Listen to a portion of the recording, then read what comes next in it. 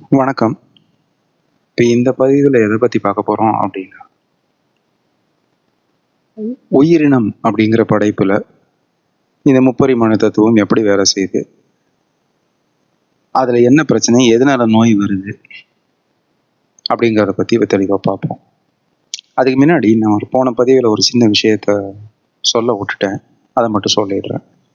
என்ன அப்படின்னா இந்த நாட்டாமை ஜஸ்டிஸ் சிஸ்டம், நீதி பரிபாலனம் பண்ற அந்த சிஸ்டம் அப்படிங்கிறதுல என்னன்னா, ஆமைகள் கடல் ஆமைகள் வழிகாட்டுச்சு அப்படின்னு நான் சொன்னேன் இல்லையா? இதுக்கு ரெஃபரன்ஸ் என்ன அப்படின்னா நான் பாட்டுல ஒரு கதை சொல்லிட்டு போனேங்கிற மாதிரி இருந்துச்சு. அது கதை இல்லை, என்னன்னா அதை பற்றின ஆய்வு இருக்கு. என்னன்னா ஒரிசா ஐயா அவங்க பண்ணியிருந்தாங்க. என்னன்னா ஆமை வழித்தடத்துல தமிழர்கள் பல இடங்களுக்கு போனாங்க. கிட்டத்தட்ட பல ஆயிரம் ஊர்கள் வெவ்வேறு நாட்டில் தமிழ் பெயர்கள் இருக்கு அப்படிங்கிறத பற்றி ஒரிசா ஐயா நிறைய ஆய்வு பண்ணிக்கிட்டு இருந்தாங்க. பண்ணிக்கிட்டு இருக்கும்போது தான் அவருக்கு கேன்சர் அவர் இறந்து போயிட்டார். அதே மாதிரி இப்போ நிறைய விஷயங்கள் பார்த்தீங்கன்னு வச்சுக்கோங்களேன். எல் ஜெயராமன் ஐயா இயற்கை வழி வேளாண்மையில இருந்தார். அவர் கேன்சர் இறந்து போயிட்டார். மோகனன் வைத்தியர்னு ஒருத்தர் மருத்துவத்தில் இருக்கிற பிரச்சனைகள்லாம் என்னென்ன ஃப்ராடு நடக்குது அப்படிங்கிறத பற்றிலாம் பேசினார். அவர் இறந்து போயிடுறார். ஃபஸ்லுர் ரஹ்மான் ஐயா அலோபதி மருத்துவரை இருந்து அக்குபஞ்சரிஸ்டை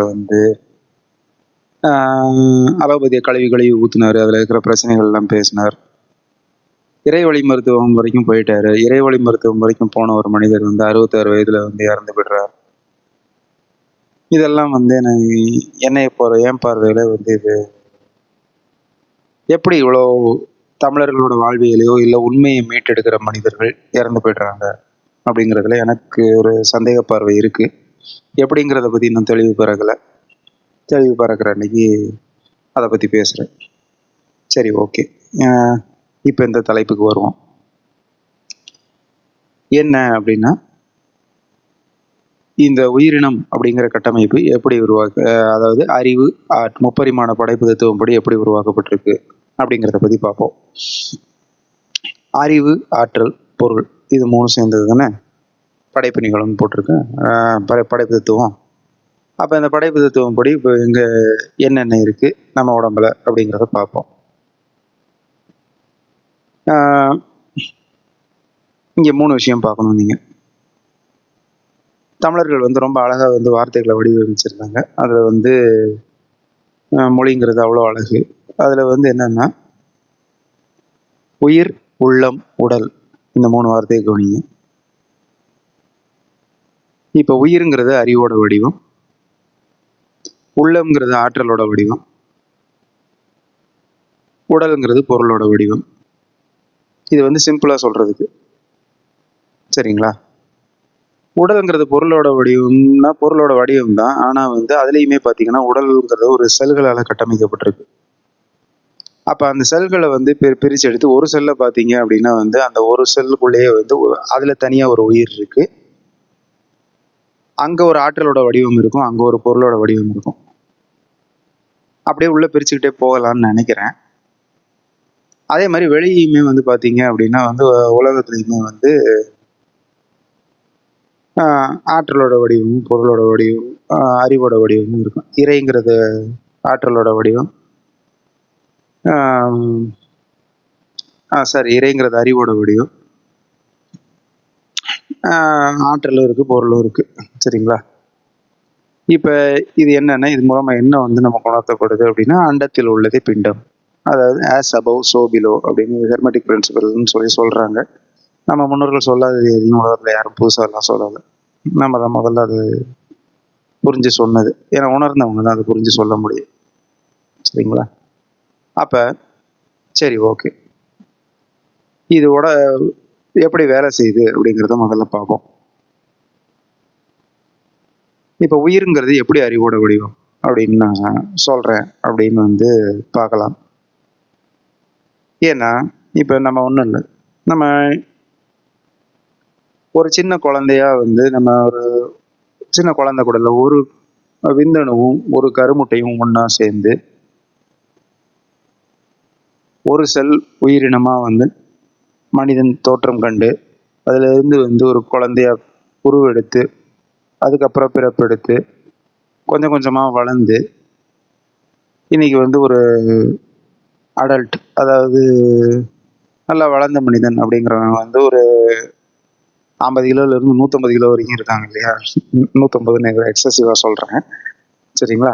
ஆனால் 50லேருந்து 100 கிலோ வரைக்கும் ஒரு மனிதர்கள் இருக்காங்க இல்லையா? அந்த அளவுக்கு வளர்றாங்க அப்படின்னா வந்து யார்? நம்ம அறிவை கொண்டு வந்து இப்போ அதை உருவாக்குறோமா? இல்லை. ஏதோ ஒரு அறிவு உள்ள வந்து இப்படி இப்படி வளர்க்கணும், இது பண்ணணும், அது பண்ணணும் அப்படின்னு உருவாக்குது இல்லையா? என்ன பண்ணுது? இங்கேருந்து ஆற்றல் எடுத்துக்குது, இங்கேருந்து பொருளையும் எடுத்துக்குது உலகத்துலேருந்து. அந்த அறிவு அப்படிங்கிறது எது அப்படின்னா வந்து உயிர் தான்.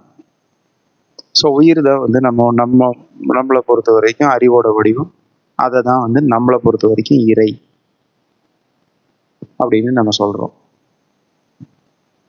என்னன்னா ரொம்ப சிம்பிள். நீங்கள் இப்போ ரொம்பலாம் பெருசாக எடுத்துக்க வேண்டாம். இப்போ நம்ம வந்து ஒரு உணவு எடுத்துக்கிறோம். நேற்று சாப்பிட்ருப்போம், அதை ஏதாவது கவனிச்சு பாருங்கள். நேற்று காலையில் ஒன்று சாப்பிட்ருப்பீங்க, மத்தியானம் ஒன்று சாப்பிட்ருப்பீங்க, ராத்திரி ஒன்று சாப்பிட்ருப்பீங்க, இன்னும் நடுவில் ஏதாவது சாப்பிட்ருப்பீங்க. இன்னும் அதுக்கு முன்னாடி வந்து ஒரு பிரெட்டை சாப்பிட்றீங்க, பிரியாணி சாப்பிட்றீங்க, வாழைப்பழம் சாப்பிட்றீங்க, பீஸா சாப்பிட்றீங்க, என்னென்னமோ சாப்பிட்றீங்க. இதில் உங்கள் கையில் என்ன கொடுக்கப்பட்டிருக்குங்கிறத பாருங்கள். உங்கள் கையில் என்ன கொடுக்கப்பட்டிருக்கு? உங்களுக்கு எப்போ சாப்பிட்லாம், என்ன சாப்பிட்லாம், அதை எப்படி சாப்பிட்லாம், இவ்வளோ தான் உங்கள் கையில் இருக்குது, சரிங்களா? இதெல்லாம் நீங்கள் முடிவு பண்ணி ஏதோ ஒன்று பண்ணுறீங்க. பண்ணி வந்து நீங்கள் நீங்கன்னு சொல்கிறேன், நம்ம வந்து பண்ணுறோம். பண்ணி வந்து அதை சாப்பிட்றோம். சாப்பிட்டு முடிச்சு மென்று தொண்டைக்குள்ளே முழுங்குற வரைக்கும் தான் வந்து நம்ம கையில் கொடுக்கப்பட்டிருக்கு. தொண்டைக்குள்ளே முழுங்கினதுக்கப்புறம் அது உணவு குழாய்க்குள்ளே போகணுமா, இல்லை மூச்சு குழாய்க்குள்ளே போய் அடைச்சிடணுமா, எப்படி பண்ணணும், என்ன பண்ணணும், வயிற்றுக்குள்ளே போகணுமா, வயிற்றுக்குள்ளே போனால் வந்து என்ன ஜீரண சுரப்பிகள், என்ன உணவு வந்திருக்கு, அதுக்கு என்ன ஜீரண சுரப்பிகள் தேவை, அது அந்த உணவோட தரமும் அந்த உணவோட அளவையும் பொறுத்து அது எவ்வளோ நேரம் ஜீரணிக்கப்படணும், அது எவ்வளோ நேரம் ஜீரணித்து அதுக்கப்புறம் வந்து அங்கே அந்த இது கூழாக்கப்பட்டு அந்த கூழ் வந்து எப்போ வந்து வயிறுலேருந்து சிறுகுடலுக்கு இறங்கணும், சிறுகுடலில் வந்து அங்கே தேவையான கல்லீரல்ல இருந்து வர்ற அந்த சுரப்பிகள்லாம் வந்து சேரணும், கணையத்திலேருந்து வந்து சேர்கிற சுரப்பிகள்லாம் வந்து சேரணும். இதெல்லாம் வந்து அதோட அந்த உணவோட கலந்து அதுக்கப்புறம் இன்னும் ஜீரணம் எப்படி நடந்து அந்த ஜீரணித்த உணவுகள் எல்லாம் வந்து அந்த கூலான தண்ணி மாதிரி இருக்கிற அந்த உணவுகள்லாம் வந்து சிறுகுடலுக்கு போய் சிறுகுடல்ல இருந்து உறிஞ்சி எடுக்கப்படுது. எது அதில் வந்து அங்கேயும் பாருங்க, அங்கே ஒரு அறிதல் நடக்குது. அறிவு இருக்கு. என்ன அறிவு இருக்குன்னா, எது தேவை, எது தேவையில்லை, எது இந்த உடலுக்கு நல்லது, எது கெட்டது அப்படிங்கிறத பிரித்து எடுத்து அந்த நல்லது அந்த சாறுன்னு சொல்லுவாங்க, அந்த சாறை மட்டும் பிரித்து ரத்தத்துக்குள்ளே அந்த சிறுகுடலில் அனுப்பிச்சி வச்சு அதுக்கப்புறம் வந்து தேவையில்லாதது வந்து பெருங்குடலுக்கு அனுப்பிச்சு அந்த பெருங்குடல்லையும் வந்து இன்னும் வேற ஏதாவது தேவைப்படுமா, பிரித்து எடுக்க முடியுமா, நல்லது நமக்கு தேவையானது அப்படிங்கிறது பிரித்து எடுக்கப்பட்டு தேவையில்லாத இனிமேல் அதில் ஒன்றும் எடுக்கிறதுக்கு ஒன்றும் இல்லை அப்படிங்கிற வந்து அந்த கழிவுகளும் குப்பைகளும் தான் வந்து மலமாக வெளியேறுது, சரிங்களா? அதுக்கப்புறம் இன்னும் பாருங்கள், ரத்தத்தில் வந்து அந்த கலந்த அந்த அந்த சாரம், உணவுடைய சாரம், சித்த மருத்துவத்தில் இதை சாரம்னு சொல்லுவாங்க. அந்த சாரம்ங்கிறது வந்து என்னென்னா ரத்தத்தில் கலந்து அந்த சாரம் வந்து அந்த சாரத்தில் இருக்கிற சத்துக்களும் இன்னும் வந்து மூச்சு விடுறோம், அந்த மூச்சு விடுற காற்றுல இருக்கிற ஆற்றலும் வந்து அந்த மூச்சு விடுற காற்றுல வந்து ஆற்றல் தான் வருதுன்னு நான் புரிஞ்சிருக்கேன். ஏன்னா வந்து அதில் ஆக்சிஜன், கார்பன் டை ஆக்சைடு வந்து ஆக்சிஜனை சுவாசிக்கிறோம், கார்பன் டை ஆக்சைடு வெளியே போகுது அப்படிங்கிறது வந்து அப்படிதான் நடக்குதாங்கிறதுக்கு ஆராய்ச்சி பூர்வமாக வந்து சயின்டிஃபிக் ப்ரூஃப் எல்லாம் கிடையாது அப்படின்னு ஒரு தியரி அது வந்து சொல்லிக்கிட்டு இருக்காங்க. ஆனால் நம்ம வந்து அதை வந்து பிராணன் அப்படின்னு உயிருங்கிற மாதிரி தான், உயிர் காற்று அப்படிங்கிற மாதிரி தான் சொல்கிறோம், காற்று உயிர் கொடுக்குதுங்கிற மாதிரி தான் சொல்கிறோம். அப்போ வந்து ஏதோ ஒரு ஆற்றல், எலக்ட்ரோ மேக்னெட்டிக் ஆற்றல் தான் உள்வாங்கப்படுதுங்கிறது தான் என்னோட புரிதல், சரிங்களா? நான் என்ன உடனே வந்து இவன் என்ன ஏதோ கதையெல்லாம் சொல்கிறான்னு நீங்கள் நினைக்கலாம். என்னென்னா நான் ஒரு அக்குபஞ்சரிஸ்டாக இருக்கேன், அது போக ஃப்ளவர் எசன்ஸ் கன்சல்டண்ட்டாக இருக்கேன், சரிங்களா? அதனால் என்னோட புரிதல் படி நான் இதை சொல்கிறேன். ஏற்றுக்கிறவங்க ஏற்றுக்கோங்க, ஏற்றுக்கல அப்படின்றவங்க உங்களுக்கு எது சரின்னு படுதோ அது செய்யுங்க. இப்போ என்னன்னா இந்த இந்த ஆற்றல்லாம் உள்வாங்கப்படுது இல்லையா, அந்த சாரம் உணவுல இருந்து எடுக்கிற சாரம், நீர்ல இருந்து எடுக்கிற அந்த அந்த நீர், அப்புறம் காத்துல இருந்து எடுக்கப்படுறது. இது மூணும் வந்து அந்த ரத்தத்துல இருக்கிற சிவப்பணுக்கள்ல கலந்து அது ஒண்ணும் வந்து போய் உடல்ல இருக்கிற எந்தெந்த அணுவுக்கு எவ்வளவு தேவை அப்படிங்கிறது கொடுக்கப்படுது. சரியா? அந்த தேவைகள் எப்படி வந்து இறை வந்து நம்மளோட தேவைகளை பூர்த்தி பண்றாரோ, அடிப்படை தேவைகள் நிச்சயம் பூர்த்தியாகப்படும். ரொம்ப நியாயமான தேவைகள் பூர்த்தி செய்யப்படும்.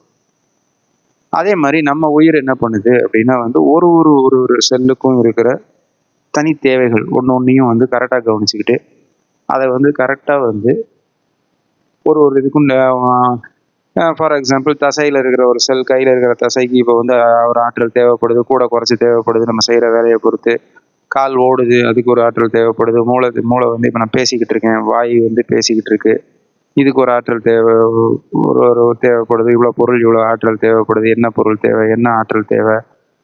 மூளை வந்து இப்போ சிந்திச்சுக்கிட்டே இருக்கு பேசும்போது. அதே மாதிரி அதில் எவ்வளோ ஆற்றல் தேவை, என்ன பொருள் தேவை.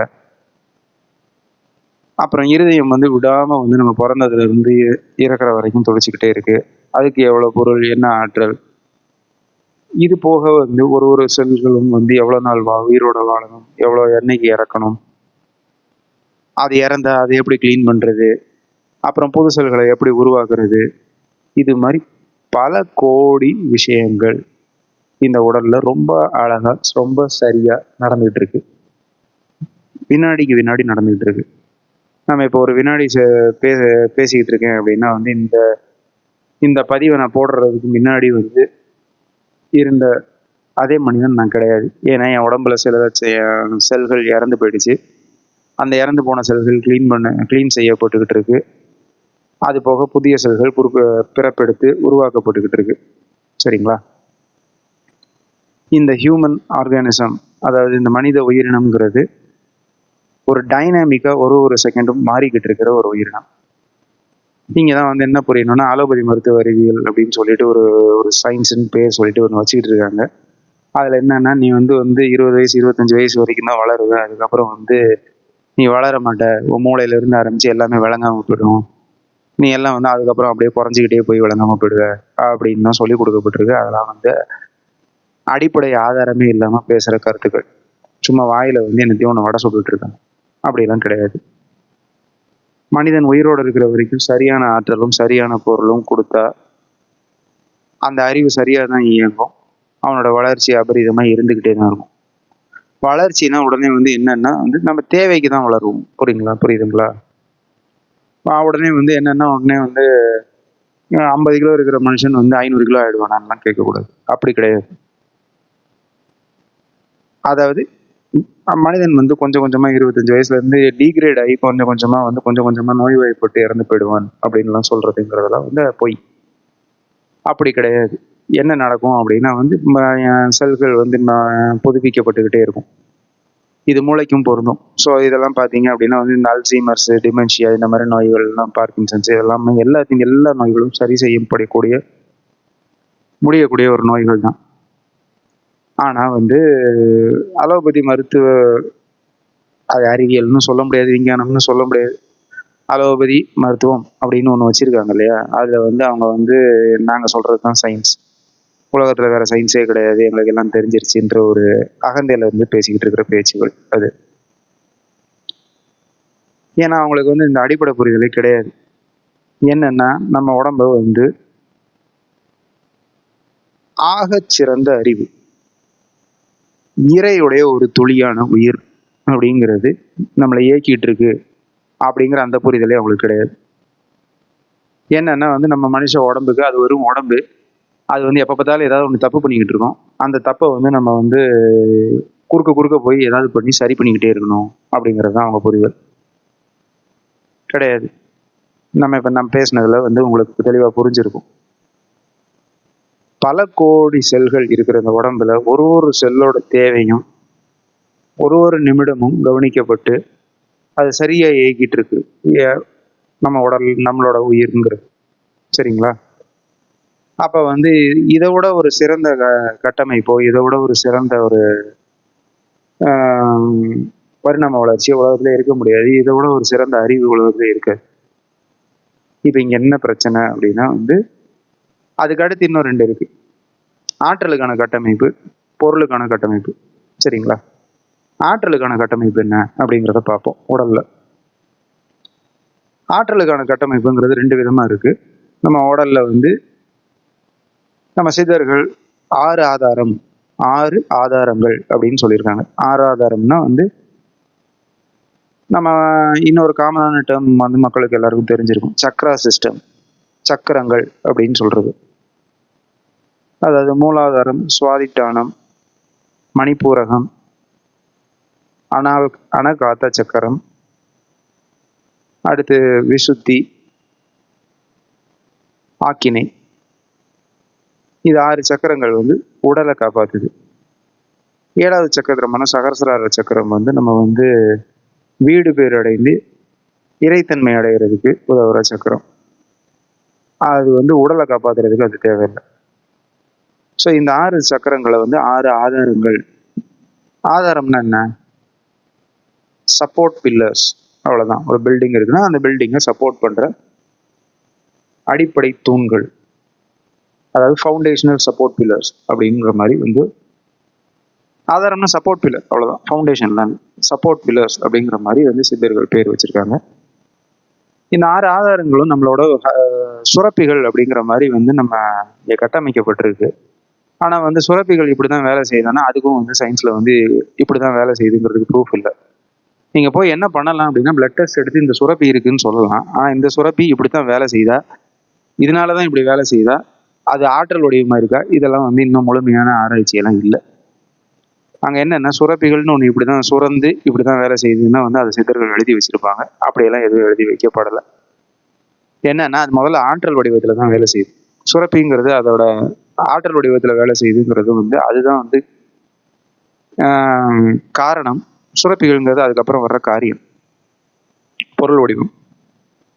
ஸோ ஆற்றல் வடிவத்திலையும் வேலை செய்யுது. அப்போ என்னன்னா 6 ஆதாரங்கள் அப்படிங்கிறது என்னன்னா இது ஆற்றலுக்கான கட்டமைப்பு. இது போக மனதில் எழுதுகிற எண்ணங்கள்.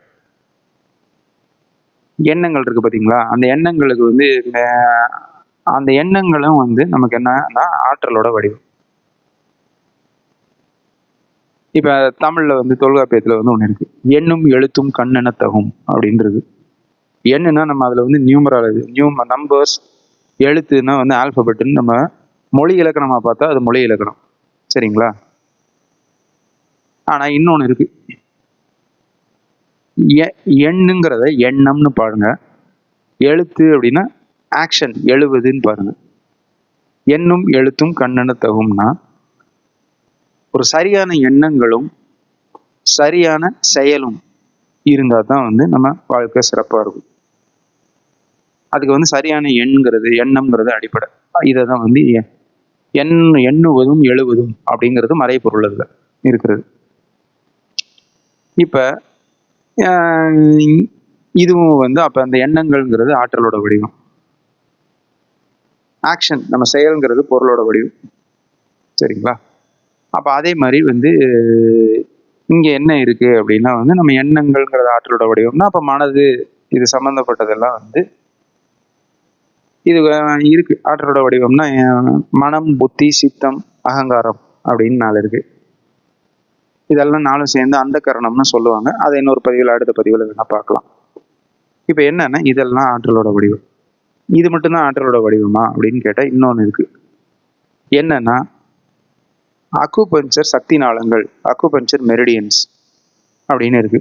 இந்த அக்குபஞ்சர் மெரிடியன்ஸும் என்னன்னா வந்து ஆற்றலை உள்வாங்கிறதுக்கான வடிவம். இப்படியெல்லாம் எதுவுமே இல்லை சயின்ஸில் அப்படின்லாம் வந்து கதை விடுவாங்க. அப்படிலாம் கிடையாது. அக்குபஞ்சர் சக்தி நாளங்கள்ங்கிறது உடம்புல இருக்கிற பிசிக்கலான ஸ்ட்ரக்சர். அது ரொம்ப மயிரிழையாக நுண்ணிலையாக இருக்கும். அதுக்கு கொலாஜன் மேட்ரிக்ஸ் அப்படின்னு வந்து ஒரு சிஸ்டம் இருக்குது உடம்புக்குள்ள. அந்த கொலாஜன் மேட்ரிக்ஸில் வந்து உள்ளுக்குள்ளே இன்னும் வந்து பாங்ஹான் டக்ட் சிஸ்டம் அப்படின்னு ஒரு சிஸ்டம் இருக்குது. அந்த சிஸ்டமில் அந்த சிஸ்டமுக்கு பேர் தான் வந்து அக்குபஞ்சர் மெரிடியன். சரியா? அதனால இது நிஜமாவே வந்து ஆற்றலை கடத்துறதுக்கான ஒரு கட்டமைப்பு உள்ளுக்குள்ள இருக்கு. ஸோ இப்போ என்னன்னா ஆற்றல்ங்கிறது 3 இடங்கள்ல கடத்தப்படுது. என்னன்னா இந்த 6 ஆதாரங்கள்ல ஒண்ணு, அடுத்து மனம், அது உள்ளம்ங்கிற ஒரு விஷயத்துல அதுல வர்ற எண்ணங்கள் மூலமா நம்ம எண்ணங்கள் கரெக்டா இருந்து நம்ம வந்து இது தேவையில்லாததை போட்டு உழப்பாம இருந்தோம்னா நம்ம ஆற்றல் தெளிவா இருக்கும், ஃபோக்கஸ்டா இருக்கும். இல்லைன்னா ஆற்றல் வந்து கண்ணா பின்னான்னு ஹேவயரா இருக்கும். நம்ம வந்து ஒரு ஃபோக்கஸ் இல்லாத ஒரு நெறிப்படுத்தப்படாத ஒரு ஆற்றல்ங்கிறது வந்து மோஸ்ட்லி வந்து அழிவத்தை உண்டு பண்ணும். அதே மாதிரி அடுத்தது அக்குபஞ்சர் சக்தி நாளங்கள் அப்படிங்கிற கட்டமைப்பு. இது மூணும் வந்து ஆற்றலை கடத்துறதுக்கான ஒரு விஷயம். அடுத்து பொருள்னு ஒண்ணு தேவை இல்லையா? பொருளை வச்சு தானே கட்டமைக்க முடியும் இந்த உடலை. இப்ப பொருளுக்கான கட்டமைப்பு எங்க இருக்கு அப்படின்னா வந்து நம்ம டைஜஸ்டிவ் சிஸ்டம் அப்படின்னு சொல்லப்படுற நம்ம ஜீரண மண்டலம் தான் பொருளுக்கான கட்டமைப்பு. அதுல என்ன பண்றோம்? நம்ம உணவுன்னு எடுத்துக்கிறது என்ன? பஞ்சபூதங்களான நிலமும் நீரும் வந்து எடுத்துக்கிறோம். உணவுங்கிறது நிலத்தோட வடிவம், நீருங்கிறது நீரோட வடிவம். இது ரெண்டும் வந்து உள்ள ஜீரண மண்டலத்துக்குள்ள போய் அங்க பொருள்ங்கிறது இருந்து அதுல இருந்து அந்த உணவு நீர்ல இருந்து அந்த சாரம் பிரித்தெடுக்கப்பட்டு அந்த சாரம் வந்து ரத்தத்துல கலக்குது. சரிங்களா? அந்த ரத்தம் மூலமா அந்த பொருள் வந்து கொண்டு போய் ஒரு செல்லுக்கும் கொடுக்கப்படுது. அப்ப அங்க என்னன்னா இதுதான் வந்து பொருளோட கட்டமைப்பு. பொருளோட கட்டமைப்புக்கு 2 இன்றியமையாத விஷயங்கள் அப்படிங்கிறது என்னன்னா வந்து நம்மளுடைய ஜீரண மண்டலமும் அதை ஜீரண மண்டலத்திலிருந்து சாரத்தை பிரிச்சு எடுத்து அந்த சாரத்தை கொண்டு போய் வந்து ஒரு உடலுக்குள்ள வாழ்ற ஒரு உயிர்னா என்ன? செல். ஒரு செல்லுக்கும் கொண்டு போய் சேர்க்கிற அந்த ரத்தமும். ஸோ ரத்தமும் ஜீரண மண்டலமும், அதாவது சிறுகுடல், பெருங்குடல், மலக்குடல், வயிறு, உணவுக்குழல், இது எல்லாமே வந்து பொருளுக்கான கட்டமைப்பு. சரிங்களா? இப்ப நமக்கு எல்லாம் ஓகே, இப்படிதான் வந்து இந்த படைப்பு நடந்துகிட்டு இருக்கு. சரிங்களா? இப்ப ஏன் நோய் வருது அப்படிங்கிறத பார்ப்போம். எல்லாம் சரிதான், நோய் வந்துருச்சு, பல நோயை சரி பண்ண முடியல அப்படின்னா முதல்ல வந்து ஒரு எப்படின்னா ஒரு உயிரினம் அப்படிங்கிறது என்ன கட்டமைப்புல இயங்குது, எப்படி உருவாக்கப்பட்டிருக்குங்கிறதே வந்து ஒழுங்கா புரியாம இங்க எனக்கு வலிச்சிருச்சு, இதுக்கு போய் மருந்து சாப்பிட்டேன், அங்க எனக்கு வாந்தி வந்துருச்சு, அதை உள்ள அடைச்சி வச்சுக்கிறதுக்கு நான் ஏதோ ஒன்று பண்றேன், நான் இங்க இந்த பக்கம் ஏதோ ஒன்று சாப்பிட்டேன், மலம் போயிருச்சு, அதை நான் உள்ள அடைச்சி வச்சுக்கிறதுக்கு ஏதோ பண்றேன், இந்த பக்கம் மூக்குல எனக்கு சளி சிந்திட்டேன், ஒழுகிருச்சு, உடனே இதை அடைச்சி வச்சுக்கிறத பண்றேன்னு சொல்லிட்டு என்ன நடக்குது, உடலோட கட்டமைப்பு எப்படி இருக்கு, எவ்வாறு இயங்குதுங்கிறதே புரிஞ்சுக்காம நான் மருத்துவம் பண்றேன்னு ஒண்ணு பண்ணிக்கிட்டு இருக்காங்க பாத்தீங்களா, அலோபதி. அதனாலதான் வந்து நம்ம நோய் சரியே ஆக மாட்டேங்குது. என்ன பண்றோங்கிறதே வந்து புரிதல் இருக்கணும் முதல்ல. அதுக்கு வந்து அதான் சொல்றேன் இல்லையா, ஒரு தீர்வுக்கு வரணும் அப்படின்னா முதல்ல வந்து கேள்வி ஒழுங்கா புரிஞ்சிருக்கணும். கேள்வி என்ன? முதல்ல வந்து இந்த உடலோட ஸ்ட்ரக்சர் என்ன, இதுல என்னென்ன இருக்கு இல்ல, அதையே முழுசா உள்வாங்காம பண்ணிக்கிட்டு இருக்கிறவங்களுக்கு பேரு இன்னைக்கு மருத்துவர்கள். அவங்க இங்கிலீஷ்ல கரெக்டா தான் வச்சிருக்காங்க, அலோபதிக் பிராக்டிஷனர் தான் வச்சிருக்காங்க பேரு. பிராக்டிஷனர்னா என்ன? ஒரு விஷயத்த பிராக்டிஸ் பண்றவங்க. சரிங்களா? அவங்க ஏதோ ஒரு ஹைபோதசிஸ், அதாவது ஏதோ ஒரு தமிழ்ல எனக்கு வார்த்தை தெரியல, ஏதோ ஒரு ஹைபோதசிஸ் வச்சிருக்காங்க. அந்த ஹைபோதசிஸை நம்ம கிட்ட உட்காந்து பிராக்டிஸ் பண்ணி கத்துக்கிட்டு இருக்காங்க.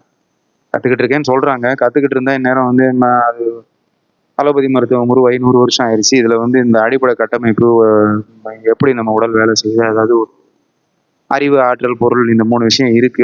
அதுல ஒரு ஆகச்சிறந்த அறிவு இருக்கு, இறையோட ஒரு துளி அங்க இயங்குதுங்கிறதெல்லாம் அங்க அவங்களுக்கு புரிஞ்சிருக்கணும். அவங்க கத்துக்கலாம் இல்லை. என்ன பண்ணியிருக்காங்கன்னா நம்ம ஸ்கூல் சிஸ்டம் சொன்னபடி அப்படியே வந்து ஒரு மனப்பாடம் பண்ணி ஒப்பிச்சுக்கிட்டு இது நாங்கள் பண்ணுறது தான் வந்து ஆகச்சிறந்த சயின்டிஃபிக்கான வைத்தியம் அப்படின்னு சொல்லி பண்ணிக்கிட்டு இருக்காங்க. இப்போ அதனால தான் வந்து நமக்கு நோய் வந்து சரியாக மாட்டேங்குது. அவங்க சொல்கிறது எல்லாமே அவங்க ஒரு பெரிய லிஸ்ட் வச்சுருப்பாங்க. என்னென்னா வந்து இடியோபதிக் டிசீசஸ் அப்படின்னு பேர். இடியோபதிக்னா என்னென்னா வந்து ஒன்றும் இல்லை, அதுக்கு காரணம் தெரியாது, நான் ஒரு இடியேட்டுன்னு அர்த்தம். இந்த நோய்கள்லாம் என்ன எதனால வந்துச்சுன்னு எனக்கு காரணம் தெரியாது, அது தெரியல, பிரச்சனை மரபணு அது இதுன்னு வந்து வாய்க்கு வந்த மாதிரி ஏதோ ஒன்று சொல்லுவாங்க. அதுக்கு பேர்லாம் இடியோபெதிக் டிசீசஸ். அப்புறம் இன்னொரு ஒரு ஷெட்யூல் ஜேயோ ஏதோ ஒன்று போட்டு வச்சிருக்காங்க. இதில் இந்தந்த நோயெல்லாம் இருக்குது, இந்தந்த நோயெல்லாம் வந்து சரி பண்ண முடியும்லாம் வந்து எவனா சொல்லிட்டானா அவனை அரெஸ்ட் பண்ணி தூக்கி ஜெயிலில் போட்டுருவாங்க.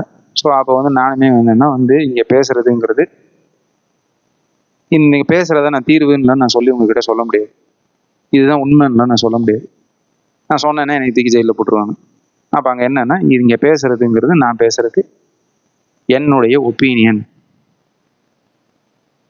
இது வந்து உண்மை அப்படின்னு நான் பேச முடியாது.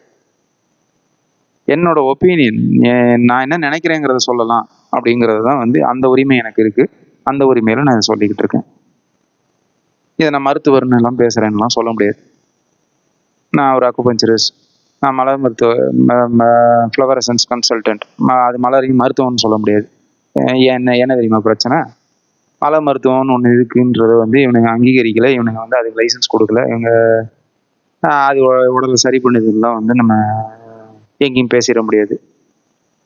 இதுதான் இன்னைக்கு இருக்கிற சூழ்நிலை. அதாவது நான் பண்ணுறது தான் சரி, உலகத்தில் எவன் பண்ணாலும் அது தப்பு அப்படிங்கிற மாதிரி ஒரு வச்சு இப்படி தானே வந்து இந்த சிஸ்டம் அலோபதியை கொண்டு வந்தாங்க. ஏன்னா வந்து இந்த நான் சொல்கிறேன் இல்லையா, அந்த டாக்டர் சைக்கோஸுங்கிறவங்க தான் வந்து அவங்க ஃபண்ட் பண்ணி மற்ற மருத்துவ முறைகள்லாம் அழித்து, அதோட எப்படி வந்து நம்ம சித்தர்களெல்லாம் அழித்து அது மேலே வந்து மற்ற மதங்கள்லாம் உருவாக்கப்பட்டுச்சுன்னு நான் சொன்னேனோ, அதே மாதிரி மற்ற மருத்துவங்கள், நான் சரியாக இருக்கிற மருத்துவங்கள், நேச்சுரோபதி, அக்குபஞ்சர், அலோபதி, ஹோமியோபதி, இன்னும் என்னென்ன மருத்துவங்கள்லாம் இருந்துச்சோ, அந்த ஷாமனிக் மெடிசன் சொல்கிற நாட்டு வைத்தியங்கள், நம்ம ஊரில் சித்த மருத்துவம், இது எல்லாத்தையும் வந்து அதை அழித்து அதோட கலரை மேலே கட்டி எழுப்பப்பட்டது தான் வந்து அலோபதிங்கிறது மருத்துவம். அப்படிதான் இவங்க கட்டினாங்க. அப்போ கட்டினானுங்க அப்படின்னா வந்து மற்றதெல்லாம் வந்து பொய்ன்னு தான் சொல்லுவானுங்க. ரெண்டாவது பார்த்துட்டாவது சொல்கிறானுங்களான்னு கேட்டால் பார்த்துட்டு கூட சொல்ல மாட்டாங்க. சரி, நீங்கள் இவ்வளோ பேசுகிறீங்களே வந்து அடுத்தவன் என்ன மருத்துவம் பண்ணுறான், என்ன அதில் ரிசல்ட் இருக்கா இல்லையா அதெல்லாம் பார்த்தீங்களான்னு கிடையாது. ஆனால் வந்து அவங்களுக்கு நல்லா தெரியும் என்னென்னா, அவங்க மருத்துவத்தை மட்டும் படிச்சுட்டு இதில் என்ன இருக்குன்னே பார்க்காம இதுக்கு பேர் குவாக்கரி அப்படின்றவானுங்க. குவாக்கரினா ஃப்ராடு அப்படின்னு அர்த்தம், போலி வைத்தியம் அப்படின்னு. ஆனால் உண்மையாகவே என்னன்னு பார்த்தீங்க அப்படின்னா வந்து அலோபதியில் சயின்ஸ் இருக்கான்னு நீங்கள் போய் உண்மையாகவே தேடி பாருங்க. அதாவது கிருமிகளால் நோய் வருதுன்னு சொல்லுற ஒரு அடிப்படை தத்துவம் சொல்லிட்டு இருக்காங்களா, அதுவே வந்து அடிப்படை அந்த தத்துவமே இது வரைக்கும் நிரூபிக்கப்படலை. அது ஒரு போலியான தத்துவம். அதுக்கு பேர் ஜெர்ம் தியரின்னு பேர். அதுக்கு பேர் ஜெர்ம் தியரி கிடையாது, ஜெர்ம் ஹைப்போதசிஸ். சரிங்களா? ஹைப்போதசிஸ் யாராவது ஒருத்தர் லூயிஸ் பாஸ்டர்னு ஒருத்தர் சும்மா வந்து வாயில் வடை சுட்டார், கிருமினால நோய் வருது. இன்னைக்கு வரைக்கும் அதுக்கு ப்ரூஃப் கிடையாது. சரிங்களா? அதே மாதிரி வைரஸ்னு ஒன்று இருக்குதுன்னு ஒரு கதை சொல்லி வச்சுருக்காங்க. வைரஸுங்கிற ஒன்று இருக்குங்கிறதுக்கு இது வரைக்கும் ப்ரூஃப் கிடையாது. ஏன்னா இது வரைக்கும் அது தனிமைப்படுத்தப்படலை. ஒட்டு மொத்தமாக ஒரு ஒரு சாம்பார் வைக்கிறேங்கிற மாதிரி வந்து ஒரு பல விஷயங்களை போட்டு ஒரு குழம்பு மாதிரி ஒன்று வச்சுட்டு இதுதான் வைரஸ்னு கதை சொல்லிக்கிட்டு இருக்காங்க. நம்ம என்னன்னா அதை வந்து டிவிலையும் மீடியாலையும் வந்து விதவிதமான படங்கள், கார்ட்டூன்லாம் வரைஞ்சி பயம்ன்ற ஒன்று விதைச்சு அதை நம்ப வச்சுட்டாங்க. அவ்வளோதான். இதுதான் வந்து வைராலஜிங்கிற அந்த ஒரு என்டையர் ஃபீல்டே வந்து போலி ஃபீல்டு. ஏன்னா வந்து அதுக்கு இன்னைக்கு வரைக்கும் ஆதாரம் இல்லாமல், ஒரு ஆதாரம் இல்லாத ஃபீல்டு போலி ஃபீல்டுன்னு சொன்னால் வந்து ஒரு பிரச்சனைக்கு வந்துடும். ஆதாரம் இல்லாமல் பேசிக்கிட்டு இருக்காங்க. சரிங்களா? இது ஒன்று. சரி, ஓகே, இது வந்து டாபிக்லேருந்து மாறுறேன். சரி, ஓகே, இப்போ நோயினா என்ன, எப்படி உருவாகுது அப்படிங்கிறத பார்ப்போம். இந்த கட்டமைப்பு இருக்கு இல்லையா, இந்த ஸ்ட்ரக்சர், படைப்புங்கிறது, உயிரினம்ங்கிற அந்த படைப்பில் என்னன்னா அறிவு, ஆற்றல், பொருள் அப்படின்ற கட்டமைப்பு இருக்கு இல்லையா. இதில் நமக்கு உயிர்ங்கிறது தான் அறிவுன்னு சொல்லிட்டேன். இந்த உயிருங்கிற அந்த அறிவுங்கிறது இறையுடைய அறிவு. அது நல்லா புரிஞ்சுக்கோங்க, இதில் தெளிவாக புரிஞ்சுக்கோங்க. அந்த இறையுடைய அறிவுங்கிறதுக்கு நம்ம இந்த உடலை முழுக்க முழுக்க முழுக்க எப்படி நடத்தணுங்கிறதுக்கான அத்தனை அறிவும் அதில் இருக்கும். அப்போ அங்கே என்னன்னா அக்குபஞ்சர் மருத்துவர்கள் சொல்கிற உயிர் ஒருபோதும் தவறு செய்வதில்லை அப்படிங்கிற அந்த கூற்று வந்து 100% உண்மை. சரிங்களா? ஏன்னா அது தவறெல்லாம் செய்யாது. ஆனாலும் நோய் வருது அப்படின்னா நோய் வருது, ஆமாம், அதுல எல்லாம் மாற்று கருத்து இல்லை. ஏன் நோய் வருது அப்படின்னா உயிர் தவறு செய்வதில்லை, மனிதன் வந்து அவனோட சுதந்திரங்கிற பேர்ல நிறைய தவறு செய்யறான். அதாவது உள்ள தொண்டைக்குழிக்கு கீழே வந்து சாப்பாடு வந்துருச்சு அப்படின்னா வந்து அதில் என்ன எது உணவு எது நஞ்சு எதை உள்ள விடணும் எதை உள்ள விடக்கூடாதுங்கிறதுக்காக உயிர் வந்து நிமிஷத்துக்கு நிமிஷம் உயிரும் மற்ற செல்கள் எல்லாம் சேர்ந்து போராடி முடிஞ்ச வரைக்கும் காப்பாற்ற தான் செய்யுது. நம்ம என்ன பண்ணிக்கிட்டு இருக்கோம்னா நம்மளோட நான் ஆக சிறந்து நான் அறிவு வச்சிருக்கேன்டான்னு சொல்லிட்டு அகந்தையில என்ன பண்ணிக்கிட்டு இருக்கோம், விஷம் எது உணவு எது, உணவா சாக்கடையா அப்படிங்கிறது கூட தெரியாம எல்லாத்தையும் சாப்பிட்டுட்டு இருக்கோம். சரிங்களா? அப்ப என்ன பண்றோம், நோய் எங்க வருது அப்படின்னா வந்து நம்ம வந்து மொதல் விஷயம் நம்மளுக்கு ஒன்றும் இல்லை, ஒரு பில்டிங் கட்டுறீங்க அப்படின்னா வந்து அந்த பில்டிங்க்கு வந்து என்னென்ன பொருள்லாம் கொடுத்து கட்டியிருக்கீங்கிறத பொறுத்து தான் அந்த பில்டிங்கோட தரம் இருக்கும். சரிங்களா? அப்போ இந்த உடல் எதை வச்சு கட்டமைக்கப்பட்டிருக்குன்னா பொருளை வச்சு கட்டமைக்கப்பட்டிருக்கு. அந்த பொருளோட தரம் எப்படி இருக்குமோ அதை பொறுத்து தான் வந்து இந்த உடலோட தரமும் இருக்கும். அப்போ நீங்கள் வந்து மட்டமான பொருள் விஷத்தை சாப்பிட்டுக்கிட்டு நீங்கள் உங்களுக்கு நல்ல உடல் வேணும்னு நீங்கள் எதிர்பார்க்குறீங்கன்னா அதால் உயிரால் ஒன்றும் பண்ண முடியாது. நீங்கள் தான் சாக்கடை தானே கொடுத்து கொடுத்து கொண்டு பிறந்ததுலேருந்து வந்து சாக்கடையை கொடுத்து கொடுத்து கொடுத்து ஒரு உடம்பை வளர்த்து வச்சுருக்கோம் இல்லையா? அப்போ எப்படி வந்து நம்ம முன்னோர்கள் வந்து ஜல்லிக்கட்டு காலை வந்து நேருக்கு நேர் நின்று பிடிச்சாங்க அப்படின்னா வந்து அந்த அந்த உடல்கட்டெல்லாம் நமக்கு எங்கே இருக்கும்? அந்த உடல்கட்டில் நம்மளால வந்து ஒரு எந்த அளவுக்கு நமக்கு உடல்கட்டு இருக்குன்னா ஒரு சூட்கேஸை கூட தூக்க முடியாத அளவுக்கு உடல்கட்டு இருக்கு. ரோலிங் சூட்கேஸ் வாங்கி அப்படியே தரன்னு இழுத்துட்டு போகிற அளவுக்கு தான் நம்ம உடல்கட்டு இருக்கு. சரிங்களா? என்ன காரணம்னா அதான் நம்ம உடலை கட்டமைச்சிருக்கிற அந்த பொருள்ங்கிறது மட்டமான குவாலிட்டி பொருள். இதுல வந்து என்னன்னா அந்த உணவுல வந்து நம்ம எதனால நோய் வருது அப்படின்னு சொல்லுவாங்க அப்படின்னா வந்து செடியில பூச்சி வந்துருச்சு அந்த பூச்சிக்கு மருந்து அடிக்கிறேன்னு சொல்லுவாங்க. அது மருந்து இல்லை, முதல்ல அது நஞ்சு, அதை தெளிவாக புரிஞ்சுக்கணும். அதாவது பெஸ்டிசைடு அப்படிம்பாங்க. அதுக்கு பேர் பெஸ்டிசைடு இல்லை, அதுக்கு பேர் பயோசைடு, அதுக்கு பேர் உயிர்கொல்லி. சரிங்களா? உயிர்கொல்லி அப்படின்னா என்னன்னா உயிரை கொல்லும். அது சின்ன உயிருங்கிறதுனால அந்த உயிரை உடனே கொண்டுடுது. நம்மளை மாதிரி கொஞ்சம் எருவு மாடு சைஸுக்கு வளர்ந்து வச்சிருக்கோம் அப்படின்னா வந்து கொஞ்சம் பெரிய உயிரை கொஞ்சம் மெதுவாக கொல்லும். இவ்வளவுதான் விஷயம். அப்ப உயிர்ங்கிறது உயிர் தான். நீங்க இன்னும் இது இன்னும் ரொம்ப சிம்பிளா பாருங்களேன். நம்மள மாதிரி ஒரு பெரிய எருவு மாடு சைஸ்ல வளர்ந்த உயிரை வேணா கொல்லாது. ஆனா நம்ம உள்ளுக்குள்ள உடம்புக்குள்ள வந்து ஒரு செல் இருக்கு பாத்தீங்களா, அதெல்லாம் சின்ன உயிர்கள் தானே. அது வந்து நம்ம எந்த உயிரை வெளியே இருக்கிற பூச்சிகளை கொல்றதுக்கு அடிக்கிறோம் இல்லையா, அந்த பூச்சிகளை விட நம்ம உடம்புல இருக்கிற செல்கள் ரொம்ப ரொம்ப சின்ன உயிர்கள் தானே. நம்ம செல்கள் கோடிக்கணக்கில் டெய்லி கொண்டு அழிச்சுக்கிட்டு இருக்கோம் நம்ம சாப்பிட்ற உணவுனால, உயிர்கொல்லிகள்னால. சரியா? இதனால தான் வந்து உடம்பு நாசமாக போய்கிட்டு இருக்கு அடிப்படையில். முதல்ல இது பொருள் வடிவம். சரிங்களா? உணவை பொறுத்த வரைக்கும் இது. தண்ணியை பொறுத்த வரைக்கும் நான் கிருமின்னு நமக்கு ஒரு பூச்சாண்டி கதை சொல்லி அந்த கிருமியை அழிக்கிறேன்னு சொல்லிட்டு தண்ணியில் கொண்டு வந்து விஷத்தை கலந்து விட்டுட்டு இருக்கானுங்க. குளோரினு இன்னும் என்னென்ன விஷம் கலக்குறானுங்கன்னே தெரியாது. பெஸ்ட்டெல்லாம் வந்து என்லெஸ். சரிங்களா? நம்ம அதெல்லாம் கண்டுபிடிச்சி இன்னைக்கு பண்ண முடியாது. ஏன்னா நம்ம தான் வந்து ஒரு கண்ணுக்கு தெரியாத கிருமிகள் பயத்தில் இருக்கோம் இல்லையா? இந்த கண்ணுக்கு தெரியாத கிருமி பயம் எங்கேருந்து நமக்கு வந்துச்சு அப்படின்னா நம்ம அப்பா அம்மா தான் அதை வச்சாங்க நமக்கு. என்னன்னா நம்ம சோறு திங்க மாட்டேங்கிறோம். அதாவது பசிக்காமல் ஒரு குழந்தைக்கு சோறு ஊட்டினா சோறு திங்காது. சரியா? அது திருப்பிக்கும், முகத்தை அழுகும்.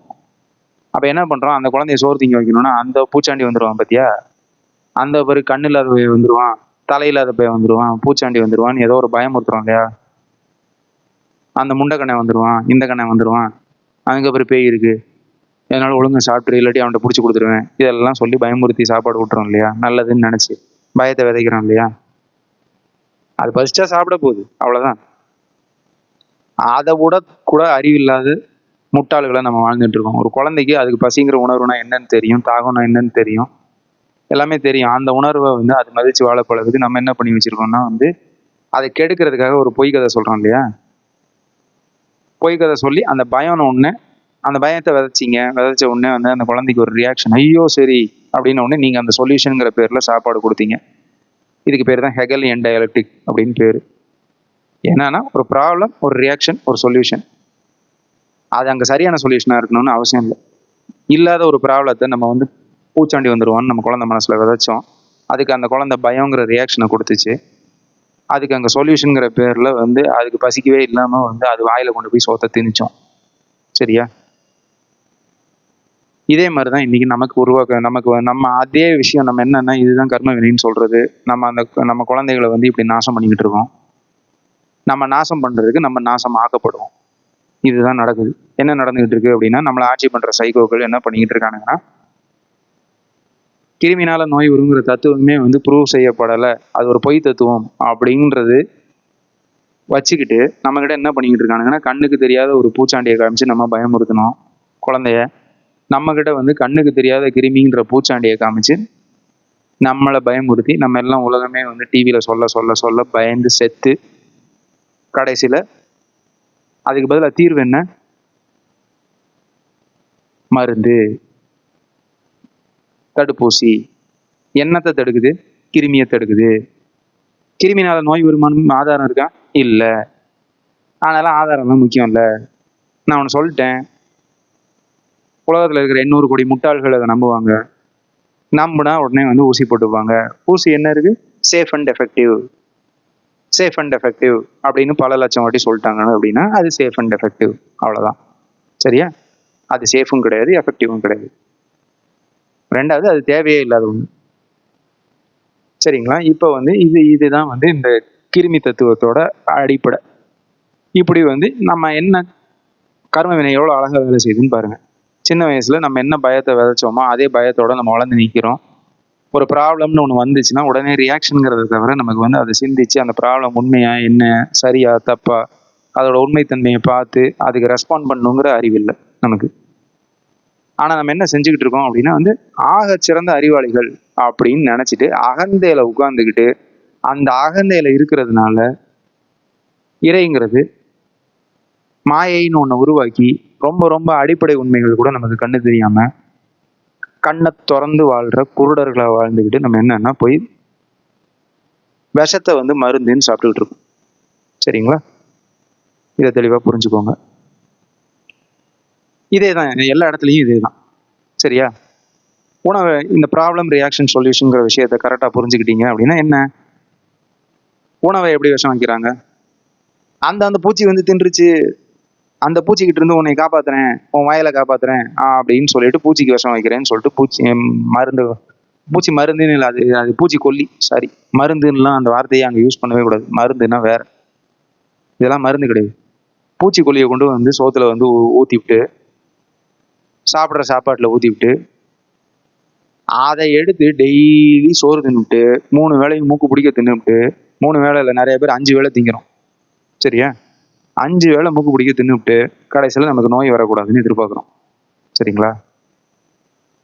இதுதான் மனித அறிவின், நம்ம மக்களோட மனித அறிவின் உச்சம். நமக்கெல்லாம் அறிவு இருக்குன்னு நீங்கள் போய் வெளியே பேசிக்கலாமா? ஆனால் அறிவு இருக்குன்னு நினச்சிக்கிட்டு இருக்கோம். சரிங்களா? இப்போ நான் சொன்னேங்கிறதுக்காகலாம் நம்ப வேண்டாம். நீங்கள் போய் வந்து ஜெர்ம் தியரி, டெரைன் தியரின்னு பாருங்க. சரியா? இந்த டெரைன் தியரி எப்படி வந்து என்ன தியரினா வேற ஒன்றும் இல்லை, நம்ம சித்தர்கள் அந்த காலத்தில் சொல்லி வச்சுட்டு போனது தான். என்ன சொன்னாங்க? பஞ்சபூதங்களோட கூடு மிகினும் குறையினும் நோய், அவ்வளோதான். சரிங்களா? பஞ்சபூதங்களோட இம்பேலன்ஸ் தான் நோயின்னு சொன்னாங்க. இப்போ பஞ்சபூதங்கள்னா என்ன? உலகத்தோட நம்ம என்விரான்மெண்ட், நம்மளை சுற்றி இருக்கிற என்விரான்மெண்ட்டுங்கிறதே பஞ்சபூதங்களால் கட்டமைக்கப்பட்டிருக்குன்னு இந்த பஞ்சபூதங்களோட இம்பேலன்ஸ் அதுதான் வந்து நோய் அப்படின்றது தான் அடிப்படை புரிதல். அப்போ என்னென்ன டெரைன் தியரினா வேற ஒன்றும் இல்லைங்க, கிருமிகளெல்லாம் நோய் வரல, என்விரான்மெண்ட் தான் நோயை காஸ் பண்ணுது அப்படிங்கிறது தான் வந்து அது டெரைன் தியரியோட பேசிஸ். இதை வந்து என்னன்னா ஆண்டோயின் பீஷாம் இது மாதிரி மனுஷங்க தான் வந்து சொன்னாங்க அப்படிங்கிற மாதிரி சொல்லப்படுது. இதெல்லாம் வந்து நம்ம 10,000 வருஷத்துக்கு 11,000 வருஷத்துக்கு முன்னாடி முருகர் காலத்திலே தெரியும். இதெல்லாம் நமக்கு நம்ம அதை தான் சொல்லி வச்சிருக்கோம். சரியா? பஞ்சபூதங்களோட இம்பேலன்ஸ் தான் நோயின்னு நம்ம சொல்லி வச்சுட்டு போயிட்டோம். பஞ்சபூதங்களோட இம்பேலன்ஸ்னா வந்து என்விரான்மெண்ட் காசஸ் டிசீஸ். கிருமியை பற்றிலாம் எங்கேயுமே பேசல சித்த மருத்துவத்தில். கிருமினால் நோய் வருது அப்படின்லாம் எங்கேயுமே எழுத 4448 நோய் எழுதி வச்சிருக்காங்க. தனித்தனியாக பட்டியல் போட்டு இந்தந்த நோய் என்னென்ன பண்ணுது, இது இப்படி வருது, இது இப்படி வருதுன்னு ரொம்ப டீட்டெயிலாக எழுதியிருக்காங்க. அதெல்லாம் புரியணும்னா அதுக்கு வந்து ஒரு ரொம்ப சிறந்த அறிவு வேணும். எனக்கெல்லாம் அவ்வளோதான் அறிவு இல்லை. அப்போ அங்கே என்னன்னா ரொம்ப அழகாக நம்ம மருத்துவத்தோட சிறந்த மருத்துவம் உலகத்திலே கிடையாது. இப்போ நம்ம திருப்பி அந்த பூச்சாண்டி கதைக்கு வருவோம். சோத்துக்கு இப்படி பண்ணிட்டாங்களா, அந்த பாரு பூச்சி வந்துருச்சு, அந்த பூச்சி வந்து உன் பயிரெல்லாம் அழிச்சு தின்னுடும், சரி, இந்த பூச்சிக்கொல்லி கண்டுபிடிக்கிறதுக்கு முன்னாடி என்ன பண்ணோம்? அழிச்சு தின்னு எல்லாம் பட்டினி கிடந்து உலகமே அழிஞ்சு போய் செத்து போயிட்டோமா என்ன? இல்லையே. மனுஷங்க ரொம்ப சிறப்பா வாழ்ந்தாங்க. அதுவும் தமிழர்கள் வந்து முப்போகம் விளைய வச்சாங்க. நல்லா தானே வாழ்ந்தாங்க. அப்ப என்னன்னா, மரபுல இருக்கிற ஒரு அறிவியலை வந்து நம்ம தொலைச்சிட்டு நம்ம மரபு முன்னோர்கள்லாம் வந்து முட்டாக்குவானுங்க, நம்ம தான் பெரிய அறிவாளி மயிருங்கன்னு நம்ம நினைச்சுக்கிட்டு இருக்கோம். சரிங்களா? அகந்தையில இருக்கும். அகந்தையில இருந்து அழிய தான் செய்யும். அப்ப என்னன்னா, திருப்பியும் வந்து நம்ம மரபுல என்ன பண்ணாங்கங்கிறத பார்த்து அதை மீட்டெடுக்கணும். சரி, சோத்துல தான் இப்படி, அடுத்து தண்ணிலையும் இதே தான். அதே பூச்சண்டி கதை. அதே கிருமி வந்துருச்சு, அந்த கிருமி வந்துருச்சு, கரோனா வந்துருச்சு, டெங்கு வந்துருச்சு, மங்கி வந்துருச்சு, மங்கி பாக்ஸ் வந்துருச்சு, இன்னும் என்னென்ன வாயில என்ன வருதோ வர்ற வார்த்தையெல்லாம் போட்டுக்கிட்டு நிப்பா வந்துருச்சு, எங்க அப்பா வந்துட்டாரு, ஏதாவது ஒன்று சொல்லுவானுங்க. சொல்லிட்டு தண்ணியில வந்து டெய்லி வந்து ஒரு வீட்டுக்கு வீடு வந்து குளோரின் ஊத்திட்டு போயிடுவானுங்க. தொட்டியில, குடிக்கிற தண்ணி தொட்டியில. அது வந்து அங்க கிருமி எல்லாம் இருக்கா? இப்போ உடனே வந்து நீங்க என்ன கேட்கலாம் அப்படின்னா, கிருமினா இப்போ பாக்டீரியாவே இல்லைன்னு சொல்றீங்கன்னா, பாக்டீரியாலாம் இருக்கு, அதெல்லாம் ஒன்றும் பிரச்சனை இல்லை. வைரஸ் தான் இருக்குங்கிறதுக்கு ஆதாரமே கிடையாது. அந்த வைராலஜிங்கிற ஃபீல்டே வந்து ஒட்டுமொத்தமா ஆதாரம் இல்லாம இயங்கிட்டு இருக்கிற 100 வருஷமா இயங்கிட்டு இருக்கிற ஒரு யூஸ்லெஸ்ஸான ஃபீல்டு. ஆனா வந்து இங்க இதுல வந்து கிருமிகள் எல்லாம் இருக்கானா, அது கிருமி இல்லை, அது நுண்ணுயிர்கள்ங்கிறது இருக்கு. அது கிருமின்னு பேர் வச்சதே ஒரு பொய். நுண்ணுயிர்கள்ங்கிறது இருக்கு. நுண்ணுயிர்கள் வந்து இருக்கு. நுண்ணுயிர்கள்னால நோய் வருதானா? அது கிடையாது. அந்த நோய் வருதுங்கிறது தான் பொய். சரிங்களா? இப்போ உடனே தண்ணியில நுண்ணுயிர்கள் இருக்காதானா? இருக்கும். உணவுலையும் நுண்ணுயிர்கள் இருக்கும். நுண்ணுயிர்கள்லாம் நம்மள ஒன்றும் பண்ணாது. இப்போ ஆனால் என்ன பண்றோம் அப்படின்னா, அந்த நுண்ணுயிர் இருக்கு பார்த்தீங்களா தண்ணியில, அதை கொல்றதுக்கு குளோரின் ஊற்றிடும், நுண்ணுயிர் கொஞ்சம் செத்துரும். இப்போ என்னன்னா, செத்து எங்க போகும் அது? அது உயிரோடு இருக்கும் போதே உயிரோடு இருக்கும். சரிங்களா? இப்போ செத்து என்ன போகும்? எங்க போகும்? அதே தண்ணியில தான் இருக்கும். இப்போ என்ன பண்றோம்? செத்த போனாலாம் இருக்கிற ஒரு சூப்பை குடிச்சிக்கிட்டு இருக்கோம் தண்ணிங்கிற பேர்ல. அது உயிரோடு இருந்தால் நம்மள எதாவது இடைஞ்சல் பண்ணிடுமா? அது செத்து போனதுனால வந்து இப்போ செத்த சூப்பை குடிக்கிறதுங்கிறது ரொம்ப ஆரோக்கியமான விஷயம். அதோட சேர்த்து செத்த சூப்போட சேர்த்து அதை கொண்டு அந்த விஷத்தையும் சேர்த்து குடிச்சிட்டு இருக்கோம். சரிங்களா? அது ஆனால் நம்ம உடம்புக்குள்ள இருக்கிற செல்லுங்கிற நுண்ணுயிரை ஒன்றும் பண்ணாது.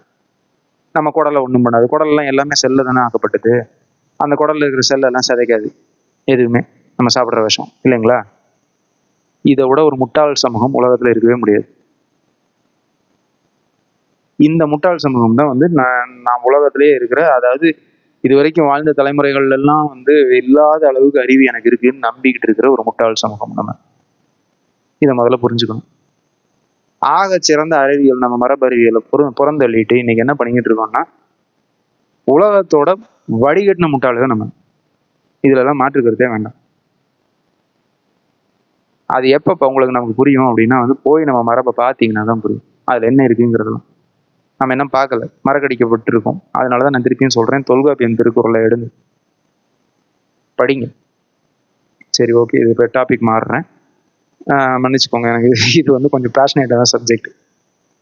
என்னடா இப்படி போயிட்டு இருக்கோமே, அதனால ஏதாவது கோவத்தில் ஒரு வார்த்தை 2 வார்த்தை வந்து இருந்துச்சுன்னா அந்த தப்பா எடுத்துக்காதீங்க. அதாவது சரியான ஒரு தப்பான விஷயங்களை பார்த்தா கோவம் வரணும். அதுதான் வந்து மனிதர்கள். கோவமே வராம எல்லாத்துக்கும் ஒரு போன மாதிரி ஒரு வாழ்க்கையை வாழ்ந்துகிட்டு இருக்கோம். அது வந்து சரி கிடையாது. ஏன்னா கோவத்தை காமிச்சா தப்புன்னுலாம் வந்து நமக்கு சொல்லிக் கொடுக்கப்பட்டிருக்கு. அதாவது சம்மந்தமே இல்லாத ஆளுகிட்ட கோவத்தை காமிக்கிறது தப்பு. கான்சியஸா கரெக்டா வந்து எந்த விஷயத்துக்கு கோவம் வரணும், யார் மேல கோவம் வரணுங்கிறது வரலாம், தப்பு கிடையாது. அதை சிந்திச்சு செயல்படணும். அதுக்கு ஒரு இடம் இருக்கு, அதுக்கு ஒரு இடமும் காலமும் இருக்கு. எந்த இடத்துல எந்த நேரத்துல எப்படி கோவப்பட்டு என்ன பண்ணணும்னா பண்ணலாங்கிறது பண்ணலாம். சரியா? இப்போ உணவு, நீர், இது ரெண்டையும் வந்து விஷம் சாப்பிட்டுட்டு இருக்கோமா? அடுத்து காத்து. எல்லா சிட்டிகள்ல எல்லாம் போய் பாருங்களேன், காத்து எவ்வளவு அழகா இருக்குன்னு தெரியும். இப்போ சென்னையெல்லாம் எடுத்துக்கோங்க, காத்து எவ்வளவு அழகா இருக்குன்னு நமக்கே தெரியும். காத்துல விஷம் இருக்குங்கிறது நான் சொல்ல வேண்டிய தேவையெல்லாம் இல்லை புதுசா. சரி, இது மட்டும்தான் பிரச்சனையானா இன்னொரு பிரச்சனையும் இருக்கு. நம்ம உடல் இயங்கிட்டு இருக்கிறது மின்காந்த ஆற்றல்னு சொல்ற பயோமேக்னெட்டிக் ஃபீல்டில் தான் இயங்கிட்டு இருக்கு. நம்ம அதாவது இப்போ நான் சொன்னது இது மூணும் வந்து, இது ரெண்டும் நிலமும் நீரும் வந்து காத்துங்கிற ஒரு நிலமும் நீரும் வந்து பொருளோட வடிவங்கள். சரியா? இது ரெண்டும் காத்தும் ஆகாயமுங்கிறது வந்து ஆற்றலோட வடிவங்கள். அது பொருளோட வடிவம்னு காற்று சொல்லப்படுது, ஆனா அது ஆற்றலோட வடிவங்கள் தான் நான் நினைக்கிறேன். என்னோட புரிதல் இப்போ அப்படிதான் இருக்கு. ஸோ காட்டுல இருந்து பிராணனும் ஆகாய பூதத்திலிருந்து அங்கே காட்டு வேண்டாம், ரொம்ப குழப்பெல்லாம் வேண்டாம் விடுங்க. ரொம்ப ஆற்றல் வந்து நமக்கு கிடைக்குது அதுல இருந்து. சரியா? அப்ப அந்த ஆற்றலையுமே என்ன சிதைக்கப்படுதுன்னா வந்து நம்ம டர்ட்டி இஎம்எஃப் அப்படின்னு சொல்ற, நம்ம எல்லா பக்கமும் செல்போன் டவரு, அது இது சேட்டலைட்டு, அது இதுன்னு போட்டு வந்து ரேடியோ, கண்ணா பின்னான்னு கதிரியக்கம் எல்லா இடத்துலையும் இருக்கு. இது வந்து நம்ம இயற்கையாக கிடைக்கிற மின்காந்த ஆற்றலை சிதைக்குது. அப்போ அக்குபஞ்சர் மெரிடியனுக்குள்ள வந்து இந்த மின்காந்த ஆற்றல் போகுது அப்படிங்கிறது வந்து சரியா போறதுக்கு வாய்ப்பு இல்லை. ரொம்ப சிதைக்கப்பட்ட மின்காந்த ஆற்றல் தான் போகுது. இது வந்து நமக்கு என்னன்னா ஆற்றல் பற்றாக்குறையை உண்டு பண்ணுது. ஃபர்ஸ்ட் ஆற்றல் பற்றாக்குறையை உண்டு பண்ணுது. அடுத்து வந்து இந்த நம்ம ஏற்கனவே விஷமான உணவுகள், சரியில்லாத உணவுகளை பசிக்காம கண்ட நேரத்தில் சாப்பிட்டுக்கிட்டு ஏதோ ஒரு உயிரோட உணவு, அந்த உயிர் வந்து பசின்ற உணர்வு ஏற்படுத்துது. அந்த பசிக்கிற நேரம் சாப்பிடாம கண்ட நேரத்தில் சாப்பிட்டுட்டு இருக்கிறதுங்கிறது, அங்கே பொருள் வந்து மட்டமான பொருளும், அந்த பொருளை வந்து ஒழுங்காக ஜீரணிக்க முடியாத தன்மையும், அந்த ஜீரணிச்சதை ஒழுங்காக வந்து உறிஞ்ச முடியாத தன்மையும் ஏற்படுத்தி அங்கே வந்து ஒரு பெரிய பற்றாக்குறை, பொருள் பற்றாக்குறை ஏற்படுத்தப்படுது. அடுத்து இங்கே ஆற்றல் பற்றாக்குறையும் ஏற்படுது. சரிங்களா? இது போக நம்ம மனம்னு ஒன்று இருக்கு, அதுவும் ஆற்றல் வடிவம்னு சொன்னேன் இல்லையா? மனம்ங்கிற அந்த ஆற்றல் வடிவத்தில் நமக்கு ஃபுல்லாக வந்து எண்ணங்கள்ங்கிற பேரில் கெட்ட விஷயங்களையே காமிச்சு காமிச்சு காமிச்சு நம்மளை எப்போ பார்த்தாலும் டென்ஷன்லேயே உட்கார வச்சு ஒரு வாழ்வாதாரத்துக்காக நாய் மாதிரி ஓட வச்சு நம்ம எப்பயுமே வந்து நம்ம வாழ்க்கை முறைகள்லாம் சிதைக்கப்படுது. சிதைக்கப்பட்டு மனசு வந்து எப்பயுமே வந்து ஒரு செல்ஃபிஷாக ஓப்பனே பண்ணாமல் கெட்ட நிலையில் இருக்கிற மாதிரி மனசுங்கிறது மாற்றப்பட்டு இப்போ என்ன ஆயிருக்குன்னா அங்கே இருக்கிற ஆற்றலும் சிதைக்கப்பட்டுருச்சு. ஸோ இப்போ நோய்க்கான மூலத்தை பார்ப்போம். என்னன்னா உயிருங்கிற அறிவுனால பிரச்சனையே கிடையாது, அது வந்து சரியாக தான் இருக்குது. எப்பயுமே ஒரு மனிதன் இறக்குற வரைக்கும் உயிருங்கிற அறிவு இருக்குது. ஆனால் அதில் மீதி ரெண்டு இருக்குது பார்த்தீங்களா? ஆற்றலும் பொருளும் சிதைக்கப்பட்டுருச்சு. சிதைக்கப்படலை, சிதைச்சிருக்காங்க நம்மளை நோயாளியாக வச்சிருக்கணுங்கிறதுக்காக. எதுக்காக என்னங்கிறதெல்லாம் பின்னாடி இன்னொரு பதிவில் பார்ப்போம். ஆனால் இப்போதைக்கு புரிஞ்சுக்க வேண்டியது என்னென்னா ஆற்றலும் பொருளும் சிதைக்கப்பட்டிருக்கு. தரமற்ற ஆற்றலும் தரமற்ற பொருள்களும் உள்ளே போய் உயிரினம்ங்கிற அந்த கட்டமைப்பு மட்டமான ஒரு கட்டமைப்பாக உருவாகிட்டு இருக்கு. இதுதான் வந்து நம்ம நோய்க்கான காரணங்கள். அப்போ இதை சரி பண்ணணும் அப்படின்னா என்ன பண்ணணும் அப்படின்னா வந்து அந்த உயிரெல்லாம் நீங்கள் ஒன்றும் பண்ண முடியாது, அறிவெல்லாம் நீங்கள் ஒன்றும் பண்ண வேண்டாம். அதெல்லாம் வந்து அந்த அறிவெல்லாம் அதுக்கு சரியாக இருக்குது. உயிருக்கு உடலை எப்போ சரி பண்ணணும், எப்படி சரி பண்ணணும், என்ன விஷம் இருக்குது, புதுசாக வந்து எப்படி கட்டமைக்கணும், எல்லாமே அந்த இருக்கிற விஷத்தை எப்படி நீக்கணும், இதுக்கான எல்லா விஷயங்களும் அதில் இருக்குது. அந்த அறிவெல்லாம் இருக்குது அதில். ஆனால் வந்து என்ன இல்லை அதுக்கு அப்படின்னா வந்து சரியான ஆற்றலும் சரியான பொருளும் அதுக்கு இல்லை ஒழுங்காக பண்ணுறதுக்கு. ஸோ அங்கே என்ன பண்ணிக்கிட்டு இருக்குன்னா வந்து ஒரு இயலாமையில் உட்கார்ந்துருக்கு உயிருங்கிறது. அந்த இயலாமையில் அதால் என்ன அதுக்கு என்ன நம்ம கொடுத்துருக்கோமோ அந்த கொடுத்ததை வச்சு ஏதோ ஒன்று பண்ணி நம்ம கட்டமைச்சு நம்ம வந்து உயிரோட வாழ்ந்துட்டு இருக்கோம். இன்ஃபேக்ட் உண்மையை சொல்லணும்னா நம்ம இவ்வளோ கேவலமான ஒரு வாழ்க்கை முறையிலையும் இவ்வளோ கேவலமான ஒரு ஆற்றலையும் பொருளையும் கொடுத்தும் வந்து நம்ம இன்னும் உயிரோட இருக்கோம் அப்படின்னாலே வந்து அந்த உயிரோட அறிவுங்கிறது தான் இருக்கிறது. அது வந்து இவ்வளோ கேவலமாக ஒரு மனிதன் நம்மளை மாதிரி ஒரு சமூகம் வாழ்ந்தும் வந்து நம்ம உயிர் தக்க வைக்கப்பட்டிருக்கு அப்படின்னா வந்து ஒரே காரணம் அந்த அறிவு தான். அது இல்லை அப்படின்னா வந்து அந்த இறையோட அறிவு, அந்த ஒரு துளி அறிவு நமக்குள்ள உட்காந்து வேலை செஞ்சுட்டு இருக்குங்கிற அந்த ஒரே காரணத்தினால தான் நம்ம உயிரோட இருக்கோம். இல்லைன்னா வந்து நம்மலாம் எப்பயோ செத்து போனமாகி நம்ம இருந்த இடத்துல மரம் வளர்ந்துரும். சரிங்களா? அப்போ அங்கே சரி செய்யப்பட வேண்டியது என்னன்னா சரியான ஆற்றலும் சரியான பொருளும் கொடுத்தோம் அப்படின்னா சரி செய்யப்படும். இப்போ சரியான பொருள்னா என்ன? சரியான பொருள்னா என்னன்னா முதல்ல நஞ்சு இல்லாத உணவுக்கு போங்க. முதல்ல விருப்பம் வைங்க, எங்கே கிடைக்கும் இந்த உட்காந்து வாயில் வடை சுட்டுக்கிட்டு உட்காந்த இடத்துல உட்காந்து உங்கள் வாயில் கொண்டு வந்து எல்லாரும் வாழைப்பழத்தை உரிச்சு கொடுப்பாங்கலாம் எதிர்பார்க்காதீங்க. அப்படிலாம் நடக்க போகிறது. ஒரு விஷயம் வந்து சப்ளை எப்போ கரெக்டாக இருக்கும் அப்படின்னா டிமாண்ட் இருந்தால் தான். உங்களுக்கு வந்து அதோட தேவையே புரியல மனிதர்களுக்கு. நஞ்சில்லாத உணவு சாப்பிடணுங்கிற தேவை முதல்ல எழுந்துச்சு அப்படின்னா தான் வந்து முதல்ல தேவை மனசில் விருப்பமாக எழுந்து அதுக்கப்புறம் நீங்கள் தேட ஆரம்பிச்சிங்க அப்படின்னா வந்து அதை செய்கிறவங்க அந்த சப்ளைங்கிறது வளர ஆரம்பிக்கும். சப்ளை வந்து கரெக்டாக வரும். டிமாண்ட் பண்ணுங்க, 100% உண்மை வேணும் உணவில், நஞ்சு இல்லாத 100% உணவு வேணும்ன்றது அந்த டிமாண்டை வைங்க. அதுக்கு கூட காசு ஆகுமா? ஆமாம், கொடுக்க ரெடி ஆகுங்க. ஏன் நம்ம மட்டும்தான் வந்து கொண்டு போய் சூப்பர் மார்க்கெட்டில் வந்து ஒரு டப்பாவில் அடைச்சி கொடுக்குற குப்பைக்கு தான் வந்து காசு நிறைய, என்ன பேரமே பேசாம அங்க வந்து அந்த சாக்கடைக்கு வந்து கோல்ட் ஃபாயில் அடைச்சு கொடுக்குறான் அப்படிங்கிறதுக்காக வந்து தங்க முலாம் பூசி கொடுக்கப்பட்டுருச்சு அப்படின்னா வந்து அதுக்கு மட்டும் வந்து பேரமே பேசாம சாக்கடைக்கு வந்து நிறைய காசு கொண்டு போய் கொடுக்குறீங்களா?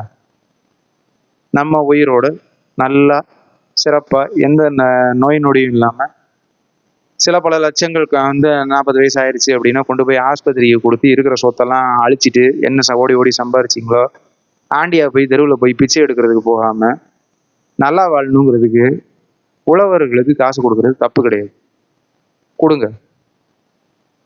விஷம் அடிச்ச அரிசி 60 ரூபாய்க்கு கிடைக்குது அப்படின்னா விஷம் இல்லாத அரிசி 90 ரூபா 100 ரூபா சொல்றாங்களா, வாங்குங்க, பரவாயில்ல.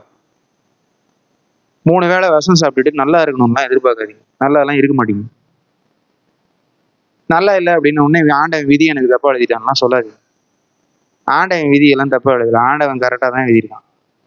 நமக்கு தான் அறிவே இல்லை, சரிங்களா? இப்ப இதை மாத்துங்க. முழுக்க முழுக்க சாத்தியமான வந்து இன்னும் தண்ணியெல்லாம் வந்து நம்ம கையில இல்லை. முழுக்க நம்ம வேணும்னா மழை நீர் இது மாதிரி ஏதாவது சேகரித்து நம்ம ஏதாவது வந்து பண்ணலாம். பட் ஆனால் வந்து ப்ரெடாமினெண்ட்டாக நம்ம குடிக்கிற தண்ணி வந்து ஜீரண செய்வதற்களிலும் மனுநீதி பிராமணர்கள்ட்டையும் கிட்டையும் தான் இருக்குது, மனு தர்ம பிராமணர்கள்ட்டையும் தான் இருக்குது. அதனால வந்து வாய்ப்பு இல்லை. தண்ணியெல்லாம் விஷம் இல்லாமல் இருக்கிறதுங்கிறது இன்னைக்கு தேதிக்கு சாத்தியம் இல்லை. காத்தியும் விஷம் வைக்காமல் இருப்பானுங்களாங்கிறது இன்னைக்கு சாத்தியம் இல்லை. அதனால வந்து என்னன்னா முடிஞ்ச அளவுக்கு பண்ணலாம்.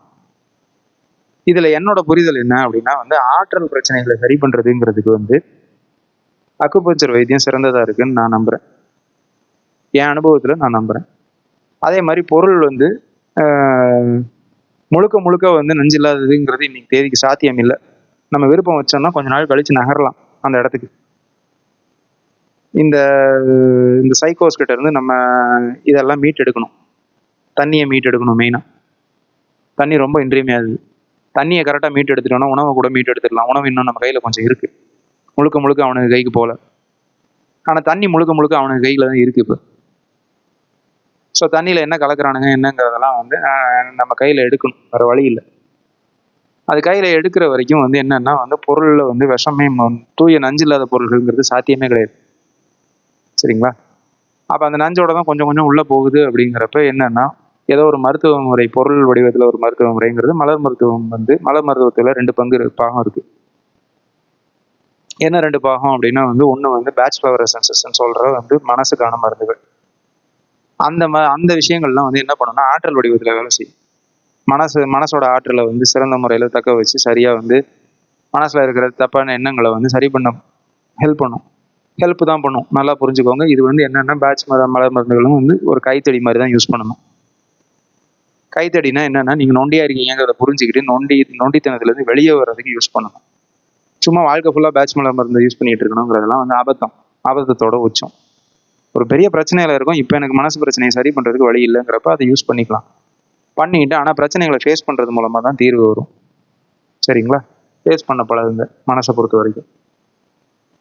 இந்த 6 ஆதாரங்கள் இதை பற்றிலாம் வந்து நம்ம எப்படி விஷம் வைக்கப்படுது, இதில் என்னென்ன நடக்குதுங்கிறத பற்றிலாம் நம்ம இன்னொரு பதிவில் பார்ப்போம். அது ரொம்ப டீட்டெயில்டாக பேசணும். ஆனால் இதில் வந்து ஆற்றல் வடிவம் அக்குபஞ்சரில் வந்து நம்ம அக்குபஞ்சருங்க சக்தி நாளங்கள்ங்கிறது ஆற்றலை வந்து எங்கேயாவது அடைபட்டிருக்கிற ஆற்றல் ஒரு இடத்துல தேங்கி இருக்கிறது, இன்னொரு இடத்துல வந்து கம்மியாக இருக்கிறது, இதெல்லாம் வந்து அக்குபஞ்சர் மருத்துவம் சிறந்த முறையில் சரி பண்ணும். இப்போ இது மட்டுமே போதுமானா இல்லை, பொருள் வடிவத்துக்கும் தேவை.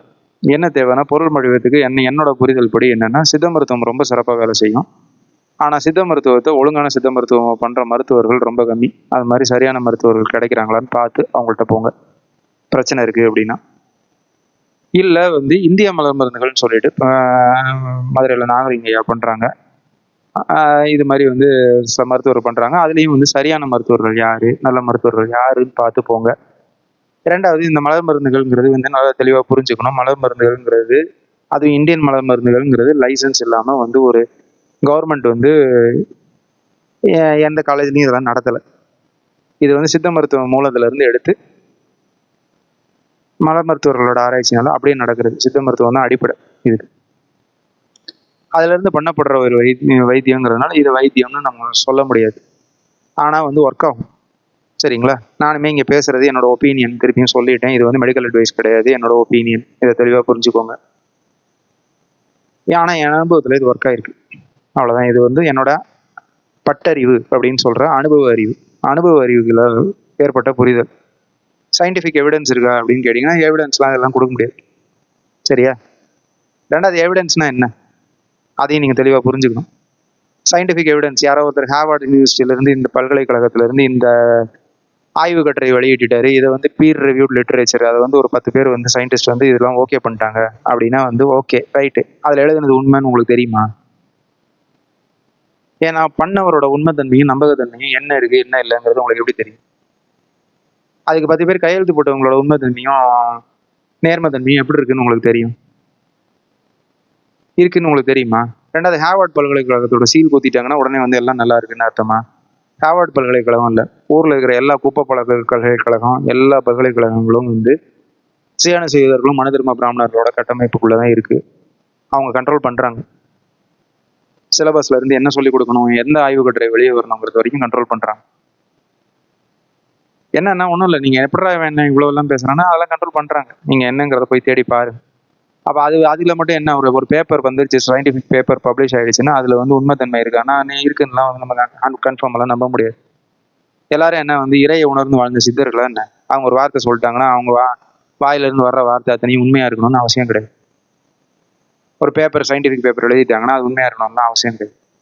ஆனால் என்னன்னா நமக்கு நம்ப வைக்கப்பட்டிருக்கு, ஒரு சயின்டிஃபிக் பேப்பர் அப்படின்னு ஒன்று எழுதிட்டாங்க அப்படின்னா அதில் வந்து 100% உண்மை. ஒருத்தர் வந்து அனுபவ அறிவில் ஒரு விஷயத்த சொல்கிறாங்கன்னா அது வந்து ஏன் கதை சொல்லிக்கிட்டு இருக்கான் அப்படின்னு இதை ஏழை நம்ம பார்க்குறதும், அது என்னமோ வந்து பெரிய தெய்வ அவதாரத்திலேருந்து வந்த சயின்டிஃபிக் பேப்பர் மாதிரியும் தெய்வத்தோட வாயிலிருந்து வந்தது மாதிரியும் வந்து ஒரு கதை சொல்லி மக்களை நம்ப வச்சுருக்காங்க. அப்படிலாம் கிடையாது. உலகத்திலே சிறந்த அறிவுங்கிறது அனுபவ அறிவு. என்னன்னா அந்த மனிதர்கள் சரியான மனிதர்களாக இருக்காங்களா, நல்ல அனுபவமாக, சரியான அனுபவமாக, அதை பற்றின சரியான புரிதல் வச்சுருக்காங்களா நீங்கள் பார்த்து செய்ய வேண்டியிருக்கும். சரியா? பார்த்து செய்யுங்க. அப்போ ஸோ பொருள் வடிவத்தில் மருத்துவம் பார்க்குறது அப்படிங்கிறது இது ரெண்டும் வந்து நான் என்னையை பொறுத்த வரைக்கும் சிறந்த மருத்துவங்கள்னு சொல்லுவேன். என்னன்னா சித்த மருத்துவமும் இந்திய மலர் மருந்துகளும். ஆற்றல் வடிவத்துக்கு சிறந்த மருத்துவங்கள் அப்படின்னா நான் எதை சொல்லுவேன் அப்படின்னா வந்து அக்குபஞ்சரும், அது என்ன, அக்குபஞ்சரும் பேட்ச் ஃப்ளவர் எசன்ஸும் நான் சொல்லுவேன். ஏன்னா நேச்சுரோபதி இது மாதிரி வந்து நிறைய நல்ல மருத்துவங்கள்லாம் இருக்குது. ஆயுர்வேதத்தில் நான் சொல்ல மாட்டேன். ஏன்னா ஆயுர்வேதம் வந்து நான் நினைக்கிறதுங்கிறது மனு தர்ம பிராமணர்கள் நம்ம சித்த மருத்துவத்திலேருந்து தூக்கிட்டு போய் காப்பி அடித்து அதை சமஸ்கிருதத்தில் எழுதி வச்சுக்கிட்டு தன்வந்திரிங்கிற ஒரு கடவுள் உருவாக்கிட்டாருன்னு போய் சொல்கிறதா நான் நினைக்கிறேன். இது என்னோட புரிதல். சரிங்களா? கடவுள் பேரை சொல்லிட்டா வந்து உடனே நம்ம இது சித்தர்கள்ங்கிறவங்க மனுஷங்க எழுதினது, இது வந்து கடவுள் எழுதினாருன்னு சொல்லிட்டு அதோட பெரிய மோதாதை ஆகிடும் அப்படிங்கிற மாதிரி உருவாக்கப்பட்டுச்சுன்னு தான் நான் நினைக்கிறேன். சித்த மருத்துவத்தில் இருக்கிற பல விஷயங்கள் வந்து ஆயுர்வேத மருத்துவத்தில் இல்லை. நீங்கள் போய் பாருங்கள், கடவுள் உருவாக்கி இருந்தாருன்னா அது கம்ப்ளீட்டான மருத்துவமாக இருக்கும்.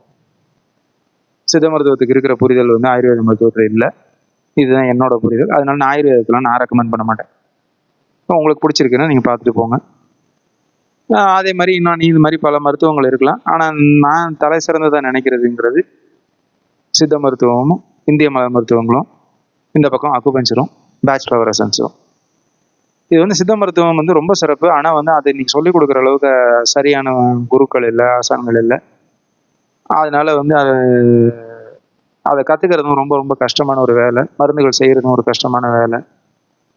அதனால நான் என்னையை பொறுத்த வரைக்கும் இது நான் ரொம்ப சிம்பிளாக இருக்குங்கிறதுனால மலர் மருந்துகளும் அக்குபஞ்சரும் நான் முடிவு பண்ணி நான் அதெல்லாம் வந்து கற்றுக்கிட்டு இருக்கேன், அதை தான் பண்ணிக்கிட்டு இருக்கேன். சரிங்களா? அதனால வந்து ஒரு பிரச்சனை சரி பண்ண முடியாத நோய்கள்னு எதுவும் கிடையாது. இது திருப்பியும் சொல்கிறேன், இது என்னோட ஒப்பீனியன், இது ஃபேக்ட்னு சொல்ல முடியாது. இதுதான் வந்து இன்னைக்கு இருக்கிற சூழ்நிலையில் நோய்களை சரி பண்ண முடியும். சரியான புரிதல் இருந்து சரியான பிரச்சனையோட மூலத்தை கரெக்டாக புரிஞ்சுக்கிட்டா. அதனால இப்போ அப்போ நீங்கள் இன்னொரு கேள்வி கேட்கலாம், அப்போ அக்குபஞ்சர்லேயும் மலர் மருத்துவத்துலேயும் எல்லா நோய்களும் சரியாயிடுதா அப்படின்னா சரியாகலை. அது யதார்த்தமான உண்மை. ஆனால் இங்கே புரியணும் என்னன்னா ஏன் சரியாகலைங்கிற காரணம் புரியணும். ஏன் சரியாகலைன்னா இன்னைக்கு இருக்கிற சித்த மருத்துவர்களோ அக்குபஞ்சர் மருத்துவர்களோ இன்னைக்கு இருக்கிற பேட்ச் ஃப்ளவர் எசன்ஸ் தெரபிஸ்ட்டுக்கோ வந்து எங்களுக்கு எல்லா நோய்களை பற்றின தெளிவான புரிதல் இல்லை. சரிங்களா? ஏன்னா அவ்வளோதான் இருக்குது இன்றைக்கி மருத்துவ முறை. ஏன்னா அழித்தொழிக்கப்பட்டுருச்சு எல்லாம். வந்து பரம்பரை தொடர்ச்சியாக வந்து அத்தனை ஞானங்களும் அத்தனை புத்தகங்கள் எல்லாமே அழித்தொழிக்கப்பட்டுருச்சு. தெளிவான புரிதல் இருக்கிற புத்தகங்கள்லாம் காணாமல் போயிடுச்சு. ஸோ என்ன இருக்கோ இருக்கிறத மீட் எடுத்து தான் பண்ணிக்கிட்டு இருக்கோம். அப்போ வந்து சில விஷயங்கள் சரியாகும், சில விஷயங்கள் சரியாகாது. ரெண்டாவது இங்கேயுமே என்னன்னா ஒரு பிரித்தாளும் சூழ்ச்சி நடத்தப்பட்டிருக்கு. என்னன்னா வந்து அக்குபஞ்சர் தனி, அக்குபஞ்சர் பண்ணா வேற ஒரு பேச்சுலர் எசன்ஸ் பண்ணக்கூடாது, ஹோமியோபதி பண்ணக்கூடாது. ஹோமியோபதி சிறந்த மருத்துவம் தான், சொல்ல மறந்துட்டேன். சரிங்களா? அது எப்படி யூஸ் பண்றாங்கங்கிறத பொறுத்து. அதே மாதிரி தனித்தனியா பிரிச்சு இது பண்ணா அது பண்ணக்கூடாது, அது பண்ணா இது பண்ணக்கூடாதுங்கிறதெல்லாம் தப்பான புரியுது. எல்லா மருத்துவங்களும் அதாவது வந்து சேர்ந்து பண்ணலாம். சித்த மருத்துவங்கிறது ரொம்ப கம்ப்ளீட். அது பண்ணா வேற எதுவும் பண்ண தேவையில்ல. கரெக்டா பண்ணாங்கன்னா பண்ண தேவையில்ல. பட் மற்ற மருத்துவ முறைகள் வந்து ரொம்ப ஒண்ணு சேர்த்து பண்ணலாம். பண்ணாமலாம் இல்லை. ஏன்னா வர்மக்கலைங்கிறது சித்தர் மருத்துவத்துக்குள்ள போகுது. எல்லாத்தையும் சேர்த்து பண்ணலாம். ஏன்னா எல்லாமே அடிப்படை வந்து இந்த டெரைன் தியரிங்கிற மாடல், பஞ்சபூத இம்பேலன்ஸ் தான் நோய்ங்கிற அந்த அடிப்படை புரிதல்ல இருந்து தான் வந்து எல்லா மருத்துவங்களையும் இயங்குது. சரிங்களா? அலோபதி ஒன்று தான் வந்து கிருமி கோட்பாடு அப்படின்னு ஒரு கோட்பாடை வச்சுக்கிட்டு, அது ஒரு பொய் கோட்பாடு, அந்த கோட்பாடை அடிப்படையை வச்சுக்கிட்டு இயங்குது. அதனால தான் வந்து அதால் உலகத்தில் இருக்கிற எந்த நோயையும் சரி பண்ண முடியாது. அதுதான் சரி பண்ண முடியாத நோய்களோட லிஸ்ட்டு வந்து ஜாஸ்தி ஆகிட்டு போய்கிட்டே இருக்கும். மற்ற எல்லா மருத்துவங்களையும் வந்து சரி பண்ண முடியும். எப்போ அப்படின்னா ஒரு கண்டிஷன், மருத்துவர்களுக்கு நல்ல புரிதல் இருந்துச்சு அப்படின்னா. இப்போ என்ன பிரச்சனைனா, எனக்கு புரிதல் இல்லை இந்த நோயில், அதனால வந்து அப்படின்னு சொல்லி வர்ற பேஷண்ட்டை வந்து வேண்டாம் நான் அதை பார்க்கல அப்படின்னு திருப்பி அனுப்புறதுங்கிறது இன்னைக்கு சாத்தியம் இல்லை. இந்த நோயை பற்றி ஒருத்தருக்கு புரியலையா, இவெல்லாம் ஒரு டாக்டரா அப்படின்னு வந்து மக்கள் கழுவி ஊற்றுவாங்கங்கிறதுனால தனக்கு புரிதல் இல்லாத விஷயங்களை வந்து மருத்துவர்கள் கையில் எடுக்கிறாங்க. அக்குபஞ்சர் மருத்துவர்களும் சரி, மத மருத்துவர்களும் சரி, இன்னும் எல்லா விதமான மருத்துவர்களும் சரி. இதனால தான் வந்து நோய்கள் சரியாக மாட்டேங்குதே தவிர, சில நோய்கள் மருத்துவத்தில் எந்த குறைபாடும் இல்லை. மருத்துவம் ரொம்ப சரியாக தான் இருக்கு. இது மருத்துவர்களோட குறைபாடு. மருத்துவ ஞானம்ங்கிற அந்த விஷயத்தை வந்து ஜியான செய்வதர்களும் மனிதர்க்கும் பிராமணர்களும் ஓலைச்சுவடிகள்ல இருந்து ஆரம்பிச்சு பல விஷயங்களை மூட்டையாக கட்டி எரிச்சு வெள்ளைக்காரனுக்கு வந்து அந்த ஃபயர் வுட்டுங்கிறதுக்காக கொடுத்து இது மாதிரிலாம் பண்ண அந்த கேவலமான விஷயத்தோட விளைவு. சரிங்களா? இது மருத்துவர்களை மட்டும் திட்டியும் அர்த்தம் பிரயோஜனம். அதனால இதை வந்து தெளிவாக புரிஞ்சுக்கோங்க. புரிஞ்சுக்கிட்டு எல்லா நோயாக இருந்தாலும் சரி பண்ண முடியும். நோய் இல்லாத வாழ்க்கைங்கிறது சாத்தியம். சாகிற வரைக்கும் வந்து எந்த நோயும் வந்து படுக்காமல் நல்லபடியாக வாழலாம். எப்போன்னா வந்து நம்ம உடம்போட உயிரினம், நம்ம இந்த உயிருங்கிற நம்ம இந்த உடல், உயிர், உள்ளம், இதோட படைப்பு எப்படி நிகழ்வுது, இது என்னென்ன சேர்த்து கட்டமைக்கப்பட்டிருக்குங்கிறத தெளிவாக புரிஞ்சுக்கிட்டோம் அப்படின்னா வந்து நோய் இல்லாத வாழ்வு சாத்தியம். இந்த நோய் இல்லாத வாழ்வு எல்லாருக்கும் சாத்தியமாகட்டும் அப்படின்ற புரிதலோட நம்ம எல்லாரும் நகருவோம் அப்படின்ற ஒரு வேண்டுதலோட இந்த பதிவை நான் முடிக்கிறேன். அடுத்த பதிவில் நம்ம வேறு ஏதாவது டாப்பிக்கை பற்றியாவது பார்ப்போம். நன்றி, வணக்கம்.